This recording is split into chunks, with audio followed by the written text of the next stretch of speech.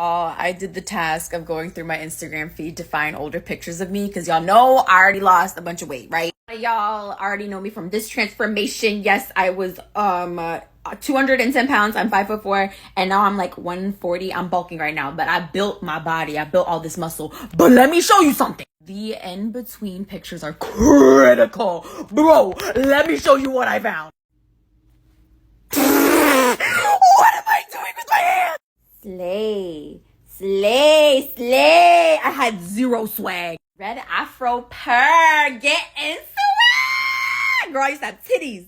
Look at them sit. I miss them. Okay, this is really impressive, but the main thing I want to show in this transformation is that I had no ass. I had no ass at all syndrome. No ass at all syndrome. It was... I keep it juicy. I eat that lunch, yeah. Natural booty, yeah. If you can see it from the front, wait till you see it from the back. All of y'all this to say, like, you cannot gauge what you can do if you keep going. I had no clue I could get this body, bro. I just kept going. Even when people said, you're good, you lost enough weight, you look so good now. No, I kept going. Because I wanted different. I wanted more. Keep going.